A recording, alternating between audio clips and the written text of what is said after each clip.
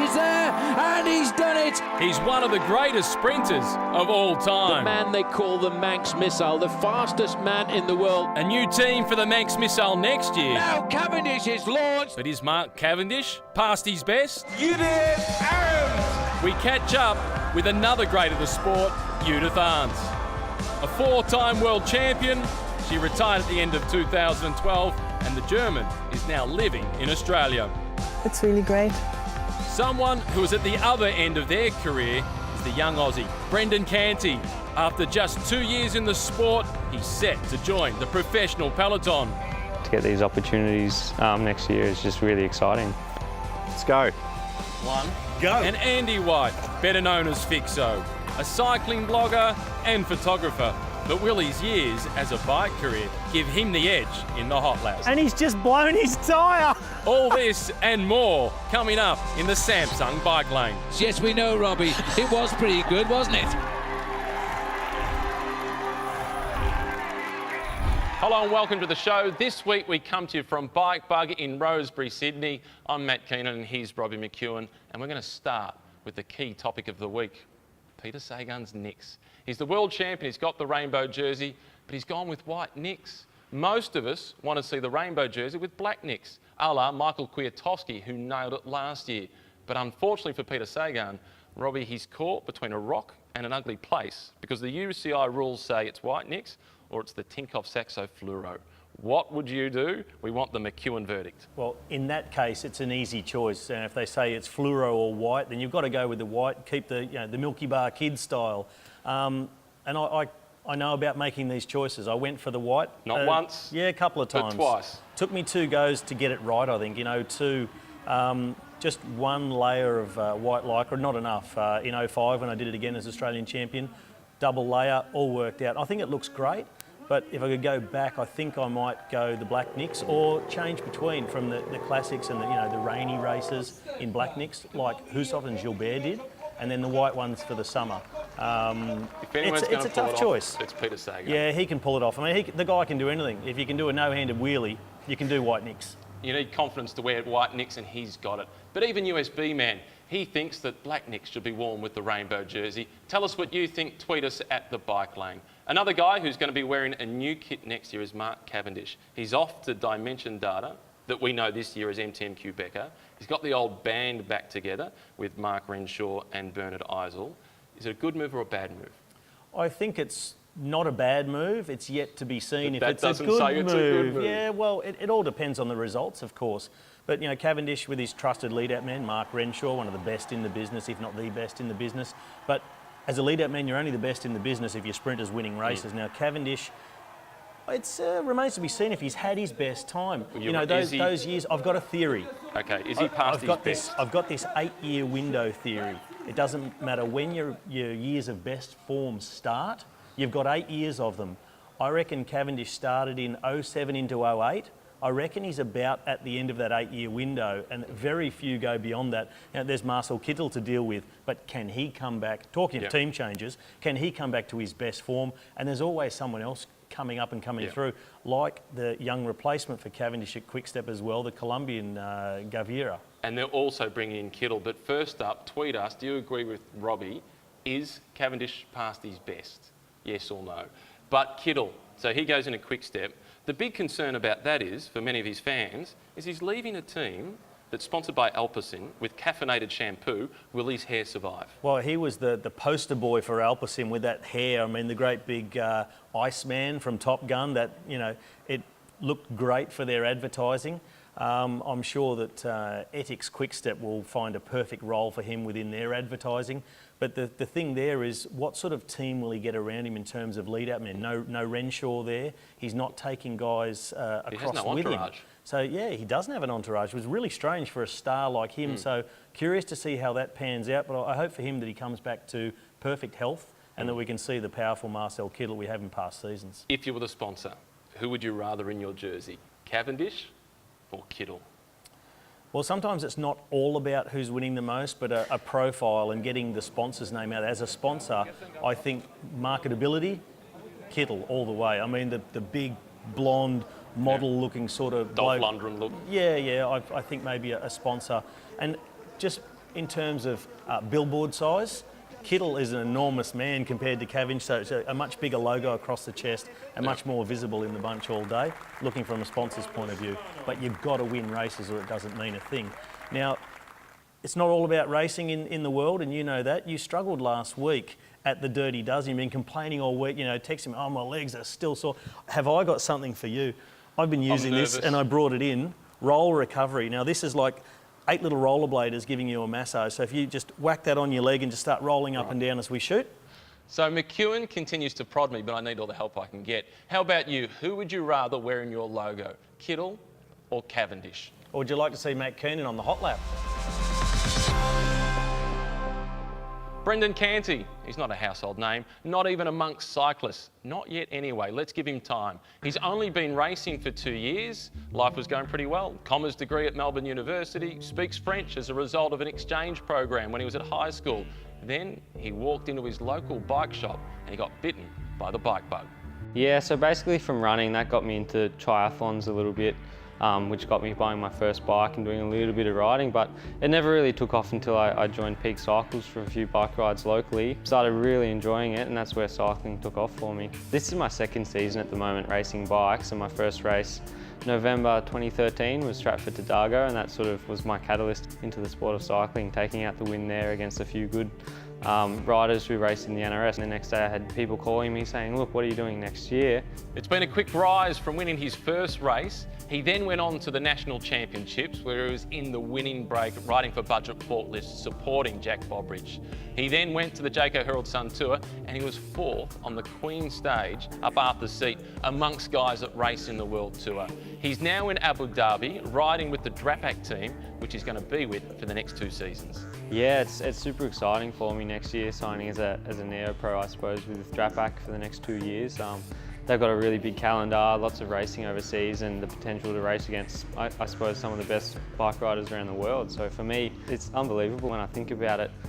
I could be working in an office right now or still running, and it's only been 2 years, and now I get the opportunity to call myself a professional cyclist. And I think the opportunities for me to grow with Drapac are really exciting, and I'm somebody I think really fits the model that Michael Drapac's got going for Drapac. And soon you're going to be doing it in Abu Dhabi against some of the biggest names in the sport. Yeah, I mean, looking at the start list there, it's crazy. I mean, in my bedroom I got posters of Cadel Evans up on my wall in my front door, and I race against these guys now, so I think it's almost time that I take those posters down and really respect the fact that I am out there racing against those guys, and I need to believe in myself and think that I'm capable of not only competing with them, but eventually beating them, hopefully one day.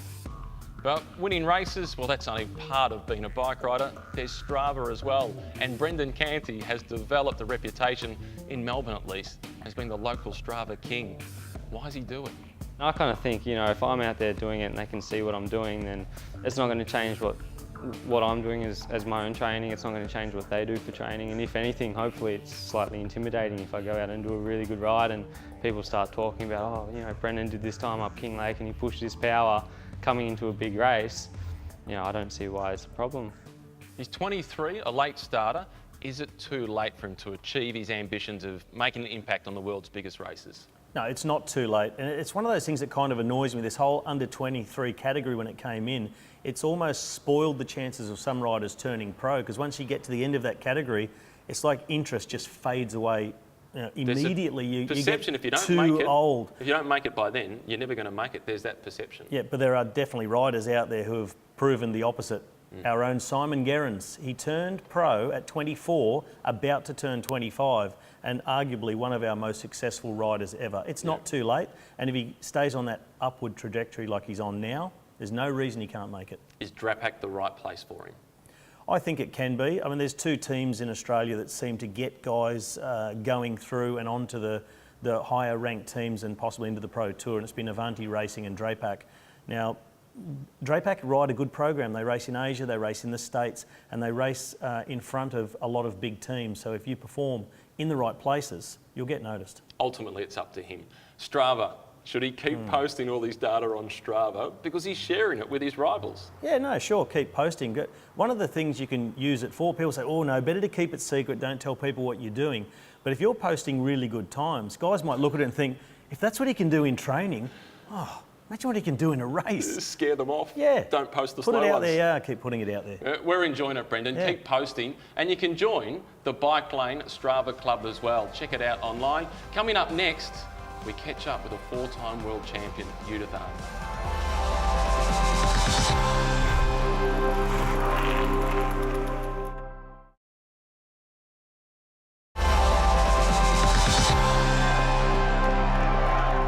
Welcome back to the Samsung Bike Lane. It's time for the Colonial First Date next chapter, and we catch up with Judith Arndt. A career that started on the international stage in 1993 at the Junior World Championships in Perth. 4 world titles across the track and the road, an incredible career. Here she is, Judith Arndt.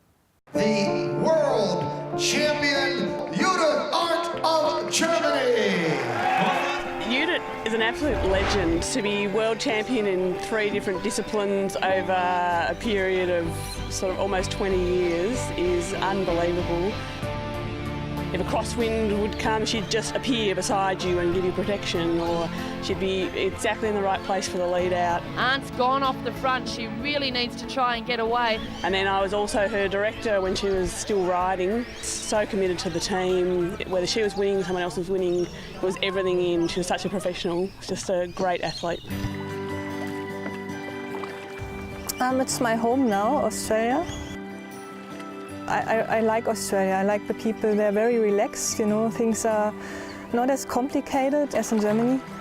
I study sociology and cultural studies. Yeah, I like the paddling and I have good friends, so. If you want to win a race, like everything has to be perfect on the day, you know, and this is not so easy. Like there are so many people, so many riders that could win. So everything has to fall into place on the day, and you don't have that many days. For me, with time trialing, it was in the beginning of my career, I was really, really good. But then, after a while, I started to have other goals. I really enjoyed the road racing, and I enjoyed the teamwork a lot. And for me, it was a lot of pleasure to work as a team, to be successful as a team. And yeah, and towards the end of my career, I think the last 3 years, I started to focus on time trialing again, because then I had really good material with the last 3 years. So it was actually a lot of fun. That's one point about time trialing. You really depend on your bike, on your material. I love cycling, but I want to do more than cycling. Judith Arndt of Germany. My next chapter in life actually began 3 years ago. I'm now almost finished with my bachelor degree. I'm going to be a mum in 7 weeks and will raise a little family and just enjoy Australia, you know, sitting in coffee shops and paddling, spending time with my friends and enjoy the culture of Melbourne. It's really great. Judith Arndt. One of the all-time great careers, and she's still so active, 7 weeks away from giving birth. But for all that she won, Robbie, she's best remembered for that incident in 2004 at the Olympics. Yep, Athens Olympics. We remember Sarah Carrigan crossing the line, winning the race, winning the gold medal for Australia. But in the background, Judith Arndt flipping the bird. Wasn't too happy with the German team, how they were organised, and she expressed herself. But when Orica AIS was set up, the women's side of the Green Edge team, she was one of the first recruits. How important was she? Well, she was very important for that team. Her professional attitude, her experience, and just bringing that across to the younger girls in the team, and especially to the Australian girls who were, experienced in their own right, but to have someone of that level, I think that just brought a whole calmness over the team, and that reflected their performances. They had a great time with Judith being part of the team. Congratulations on an incredible career, and good luck with the next chapter. Tim Papandreou is an Australian living in San Francisco, working for their transport agency, aiming to make bikes a viable option. So in San Francisco, as you can imagine, he's heard all the excuses. He's overcome those hurdles, many of them anyway. We caught up with him at the Asia Pacific Cycle Congress. There are hills, but only 20% of our city has hills and the other 80% doesn't. And so we've actually found routes around those hills for people to take by bicycle. We're trying to make those choices available and equal so that it's not a dominant mode of transport and everything else is subservient to it. It's more of a collective, connected system, and to make all those choices high enough quality that there really are choices, that we're not being false about and saying, well, you could do all these things, but realistically you should just drive. It's no, you can actually ride a bicycle, the infrastructure's there. Obviously, cycling is not going to be suitable for absolutely everyone, and it's not the one-stop solution. So what they're doing in San Francisco is trying to integrate cycling as part of other modes of transport. So one of the ways that we integrate bicycling into their everyday trips is making sure that the facilities are actually there. So we've been trying to close all the gaps in our bike network, and then making sure that all of our transit buses have bike racks on them. We've been talking with our taxis as well to make sure that they have bike racks available with the taxis. We're also looking at car sharing as well, so that they actually have equipped bike racks on them. So they're really examples of how we're trying to integrate both of those modes so that it feels more like the freedom that you get from a car, where you just start the car and go and park it. The same thing has to happen with those services as well. Clearly, the solution is infrastructure that fits the city. And if it can happen in San Francisco, it can happen pretty much anywhere, including Sydney, where unfortunately, we've lost one bike lane. Robbie, we've seen some examples of it elsewhere, like Warragul, regional Victoria, where they've put trees, they're planting trees in a bike lane. Unbelievable. By contrast, my local council, Banyule City Council, 3 of the councillors are doing around the Bane a day. Hopefully they're finished. Well, there's so many councils doing great things with bike infrastructure, including on the Gold Coast, doing a fantastic job up there, adding all the time. No trees on them. So what's the best or worst excuse that you've heard for why you can't use a bike for commuting? Well, I think there's only bad excuses, but a Queensland one you often hear is, oh, I get too sweaty by the time I get to work. Another one is, oh, I get helmet hair, but I guess it could be worse. You could get Lego hair. Yeah, I've had that a few times. I put a helmet on, my hair looks better. The one we get in Melbourne all the time is it's too cold, it's too wet. If you can do it in Scandinavia, you can do it anywhere. Absolutely. And one guy who has done it in cold conditions is Andy White, better known as Fixo. He's been a bike courier in winter in New York. We've got him tackling the hot lap. He's coming up next.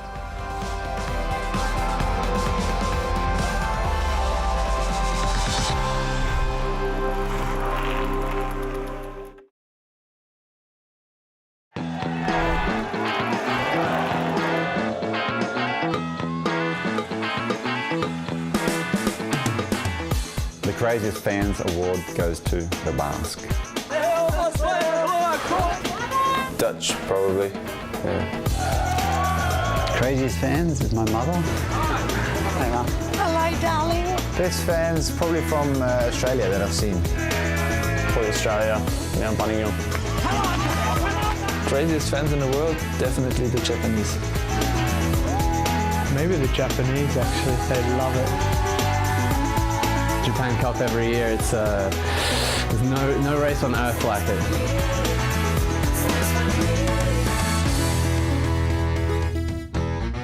Japanese sports fans, they know how to enjoy themselves, whether it's cycling, football or anything. I'm looking forward to going and experiencing it at the end of the month with the Saitama Criterium. From one kind of crazy to another, 24-hour mountain bike racing. Just last week in California, Jason English, he won the solo world title, 24-hour mountain bike racing for the 6th time in a row. Nuts. Nuts. I can't think of anything I want to do for 24 hours. Nothing. Let's find out what motivates him. Here he is.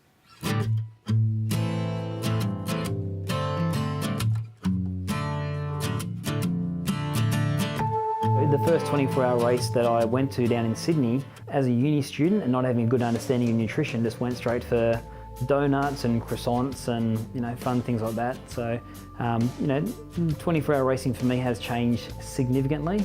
So that's sort of how I got into it, I guess, sort of just built up to it and just could see success in how I was going, and I guess the continued success has made me want to go back and do that again. And so I was talking to Jen only last week, and so my wife was asking me how many more 24 hours and how much more racing am I going to do. And I think the big attraction is right now I get to go overseas, to Canada, to Italy. This year I'm off to California. And that's just from winning the world champs. I'm sort of able to get airfares to continue supporting my weird and crazy dreams of going around the world racing.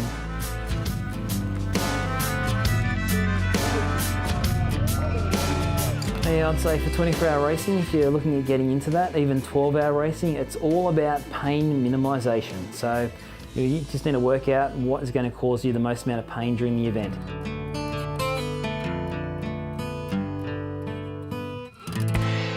Six-time world champion in anything. It's to be applauded. 24-hour mountain bike racing. What's the longest ride you've ever done? Well, not close to 24 hours. It was about 10 hours, 315 kilometres at altitude in Colorado back in the day with the national team. But I just can't even think about doing a 24-hour race. I don't reckon I could stay awake. Staying awake for 24 hours is a challenge. We're heading out to the hot lap. It's Andy White, better known as Fixo. Let's hope that he doesn't take 24 hours as he tries to better the time of Dwayne Russell and Katja Kremer. Andy White, hardly anybody knows your name. They just refer to you as Fixo. I like it like that. Or Fixomatosis. That's it. You're kind of like the artist formerly known as Prince. Bike couriers, yes. Are you as mad as you appear to be? There's no rules whatsoever. Holding onto a card is basically first there is the winner. Yeah. Look, it was a great chapter of my life. I travelled the world. I got to ride my bike every day and got paid for it, much like a professional cyclist. You probably got paid more than some professional cyclists. Yeah, probably. Look, and maybe I met went some faster than a few as well. Fantastic people, and it's helped bring me to where I am today, running events and doing merchandise. No packages to deliver? No. No lights? Apparently. Let's go. 3, 2, 1. Go! See you in a minute. See you in a minute? A minute. He's optimistic. He thinks he's Shane Kelly. A minute. The minute man, he hasn't got his foot in. He's out. Can't get in. Based on bike couriers' normal ethics, we generally look down that way. I reckon I might see him coming Somewhere through that through the track bushes. over here somewhere attached to a New York cab. Now I'm stuffed. I got nothing. What about his racing through New York on a fixed wheel, no brakes, bouncing off cars? And to get a tow from a car, That nearly throwing killed him. himself in front of one to make it slow down so he can grab on the door handle and slingshot past another competitor. He would have been a good bunch sprinter. That'll make a good photo. We'll get that later. What's he up to at the moment? I'm still going to put it out there and say he's going to do a 125. Oh, not good. Legs are gone. Forget it. Hang on. I tell you what, this is going to be pretty close. Make it clear. This is going to be desperately He's close. going to go outside 125. Only all the way to the He's line. aiming He for had up. to sit, he had to stop. That is a good time. Whew. And he's just blown his tyre. Oh my goodness. Oh. Yeah. Finished with a bang. Oh. You know why? Because I pumped his tyres Correct. up. McEwen was the mechanic. I'm a very good mechanic. Has been sacked. Andy, you nearly blew it. I actually did blow it completely, but I did get around before I did so. What a finish. I'm a little embarrassed to say because... You had a bad mechanic. I got to say, you're welcome. You know, I took care of the tyre pressures before the start. I could feel it coming up the final straight. I'm like, I felt a little boom, boom. I looked down and I could see the tube was halfway out, and I you know. Is that why you sat down just short of the line? Yeah, it was here, and I knew it was a matter of time before it exploded. Yeah. You want to have a punt at your time? Terrible. No. No. Less than terrible. Way better than terrible. 130. Sub. Okay. Oh, it doesn't matter really. Did I beat the old bloke?